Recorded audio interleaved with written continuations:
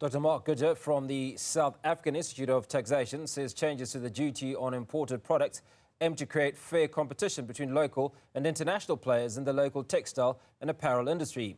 These changes are not intended to harm consumers, but rather level the playing field. This comes after the news broke in early June that low-value and small-volume clothing orders from Temu and Shein will be subjected to higher taxes in future. Dr. Goodger joins us now to unpack this further.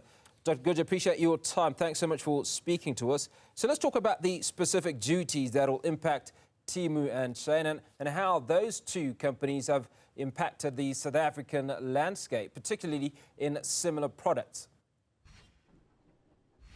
Good evening to you and your listeners. The normal import duty rates for clothing and textiles by majority are set at a bound rate of 45%, and then on top of that, you need to pay the VAT. So in that regard, that is the normal duty rates in terms of normal customs clearance compliance. So what is the rationale on increased import duties and low-value, small-volume products specifically? Well, if you look at the landscape, in other words, we have a large textile industry in the Republic of South Africa, and they have master plans to improve and facilitate and supply locally. Then, unfortunately, there are some avenues of customs clearance where it's been allowed that certain shipments have been declared under a flat rate of 20%.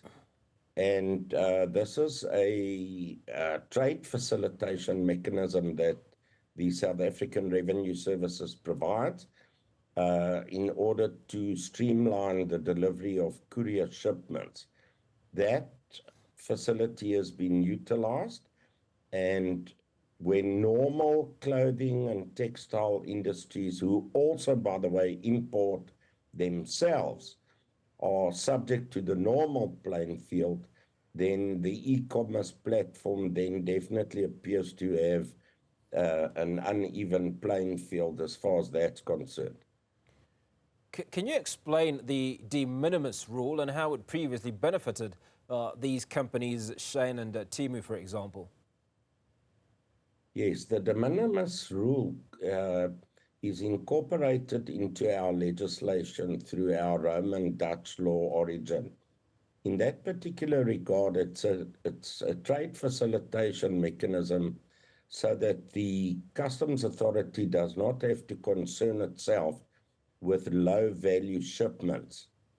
Now, in a SARS publication of trade policy, there's been an allowance that goods may be declared according to a manifest reflecting low-value shipments of below 500 Rand, and then a flat fee of only 20% is paid per month over to the SARS Customs Authority.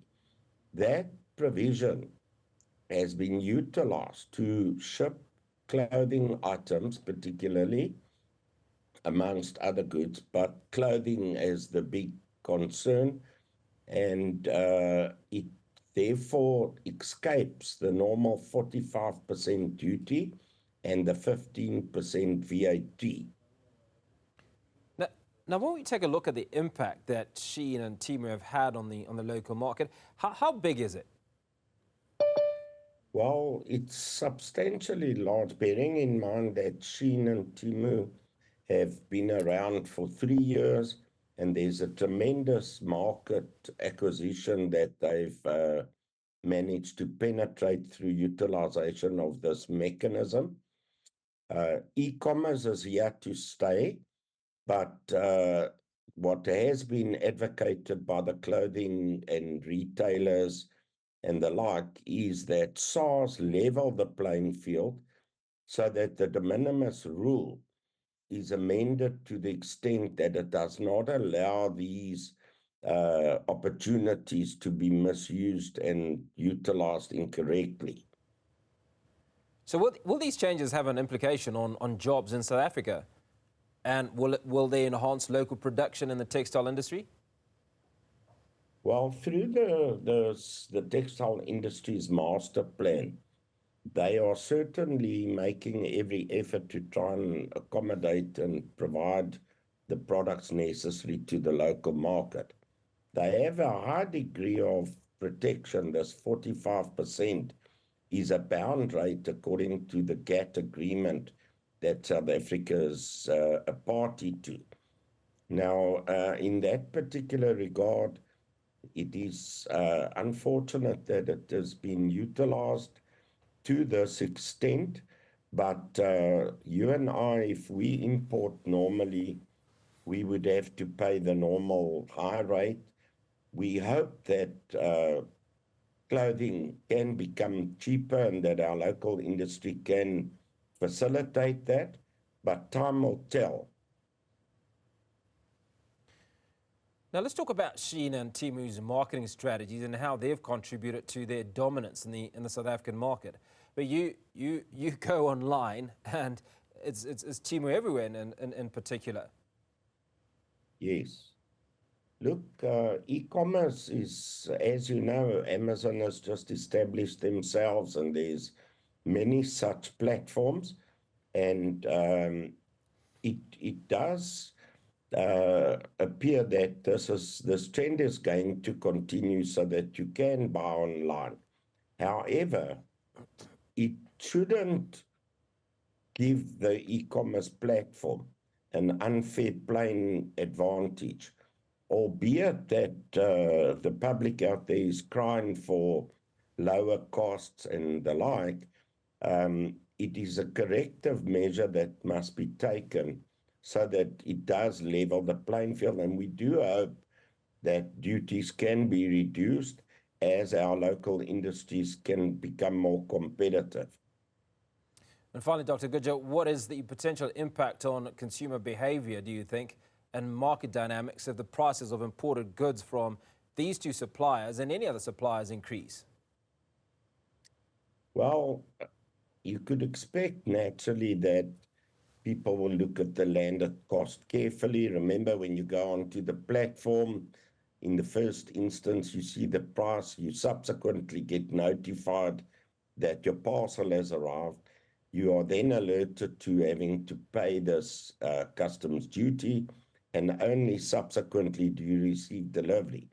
So consumers must do their calculations carefully.